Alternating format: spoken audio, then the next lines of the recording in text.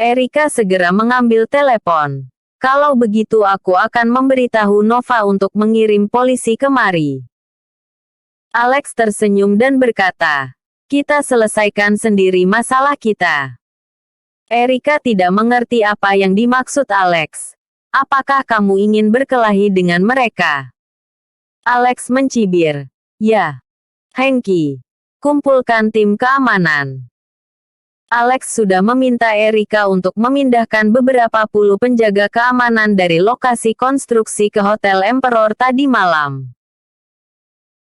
Hengki, Rega, dan Martin segera mengumpulkan tim keamanan. Meski jumlahnya hanya 20-an orang, ditambah dengan koki dan asisten dapur, yang terkumpul hanyalah 30-an orang. Beberapa koki itu memegang roll pin di tangan mereka, dan asisten dapur memegang sutil besar yang mana terlihat sangat menyedihkan. Hengki memutar pergelangan tangannya. Haha, ini benar-benar menarik. 800 orang datang sekaligus. Sekalian saja kita buatkan mereka jamuan enak. Rega dan Martin sedikit khawatir. Kak Alex, apa kita benar-benar akan meladeni mereka? Alex memandang keluar jendela dan bertanya, Hengki, apakah kamu sudah memperhatikannya? Apakah mereka punya senjata? Rega dan Martin semakin kaget. Senjata? Mana mungkin?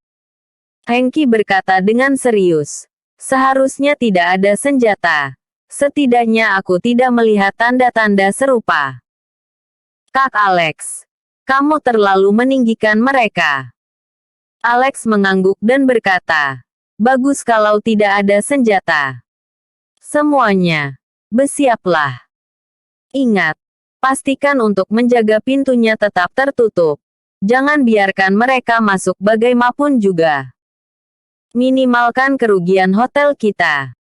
Dan jangan terlalu sungkan. Hajar saja mereka sekejam mungkin. Yang penting tidak ada nyawa yang melayang. Rega, Martin, kalian berdua pimpin yang lainnya. Jangan berkelahi.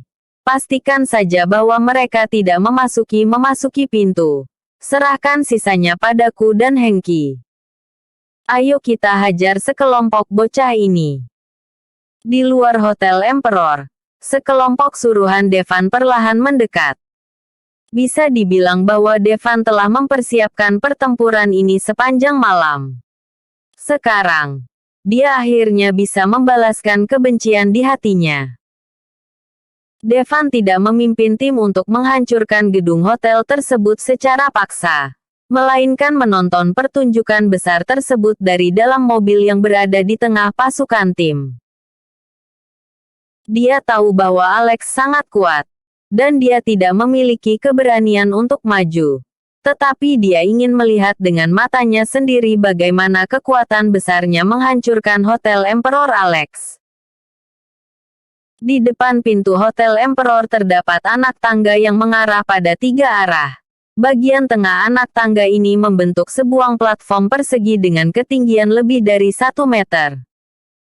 Di platform kecil ini, Alex sudah mengerahkan pertahanan. Rega dan Martin masing-masing berdiri di satu sisi dengan masing-masing 4 hingga 5 penjaga keamanan di samping mereka. Sedangkan anak tangga yang berada di bagian depan dijaga oleh Alex dan Hengki. Ada juga 4 hingga 5 penjaga keamanan yang kuat bersama mereka. Jumlah penjaga di Hotel Emperor tidak banyak.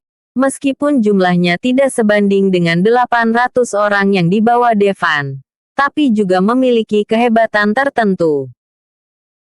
Orang-orang yang lewat perlahan menjauh saat melihat pemandangan ini, dan beberapa yang penakut bergegas memutar arah. Adapun mereka yang berani dan tak takut masalah, melihat dari kejauhan untuk melihat apa yang akan terjadi. Para tamu yang datang ke hotel hari ini juga memperhatikan hal ini. Mereka berencana untuk lari secepatnya ketika melihat kondisi ini. Pasti akan terjadi pertarungan skala besar di sini. Melihat situasi ini, Alex dengan tenang berkata kepada semua orang, pelanggan dan teman-teman yang terhormat. Jangan takut. Selama kalian tetap berada di dalam hotel, kami dapat melindungi keselamatan kalian. Tetapi jika kalian berlarian, maka sulit bagi kami untuk menjamin keselamatanmu.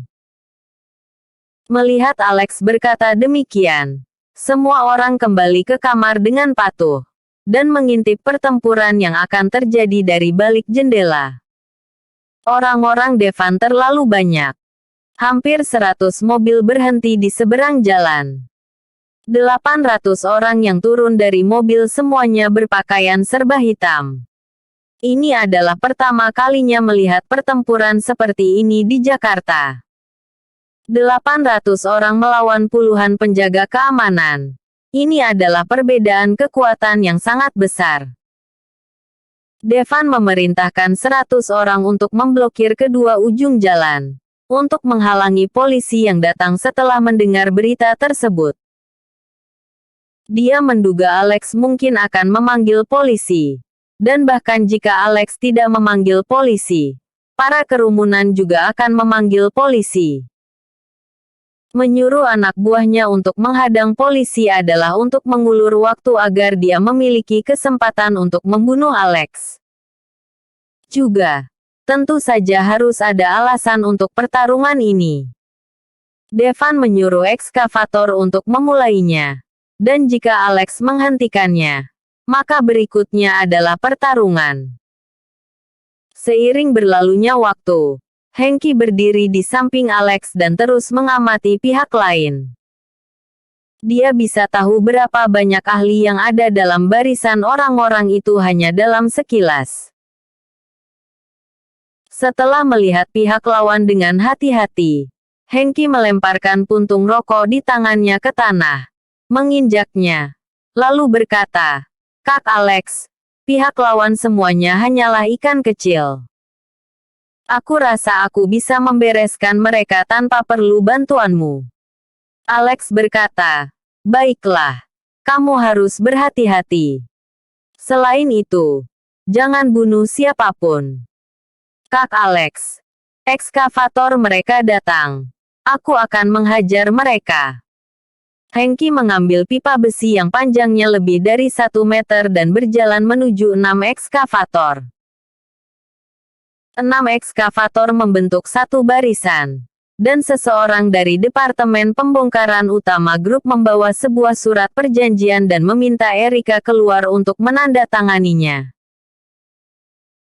Erika tidak mempedulikan mereka. Jadi pemimpin tim pembongkaran memberi perintah. 6 unit ekskavator bergegas mendekat. Dan langsung merobohkan 3 gudang di bagian kiri depan pintu Hotel Emperor. Hengki memiliki watak yang ceroboh dan pemarah. Melihat ekskavator tersebut benar-benar dinyalakan, dia bergegas memecahkan kaca ekskavator itu dengan pipa besi di tangannya. Kemudian memukul pengemudi tersebut. Melihat orang dari Hotel Emperor mulai bertindak, Fikri Tantra memerintahkan, "Maju, bunuh dia." Alex mencari sebuah megafon, berdiri di tengah pintu Hotel Emperor, dan berkata ke arah bawah, "Teman-teman yang ada di bawah, aku tidak peduli apa tujuan kunjungan kalian ke Hotel Emperor hari ini. Aku hanya ingin mengatakan satu hal. Mereka yang ingin minum teh adalah teman. Dan mereka yang ingin bertarung di depan pintu adalah musuh. Tidak peduli siapapun itu yang menentang Hotel Emperor, tidak akan berakhir baik." Panji Tantra memarahi, "Brengsek. Kami di sini bukan untuk minum teh. Kami di sini untuk membunuhmu." Serang dia. Seiring dengan perintah ini, keadaan tiba-tiba menjadi kacau. Satu persatu dari 800 orang itu mengayunkan tongkat kayu dan sejenisnya ke arah platform yang tingginya hampir 1 meter. Meskipun platformnya tidak terlalu tinggi, tapi sulit untuk bisa langsung masuk. Penjaga keamanan Hotel Emperor berdiri kokoh di tangga platform sesuai perintah Alex. Mereka tidak menyerang, dan hanya membuat pertahanan. Asalkan ada orang yang menyerbu, mereka akan memukulnya dengan tongkat di tangan mereka. Buk, buk, buk, buk. Perkelahian sengit dimulai seperti ini. Faktanya, sebagian besar dari 800 bawahan Devan adalah pengangguran. Hanya sedikit yang bisa berkelahi. Episode sebelumnya. Kecelakaan mobil. Episode berikutnya.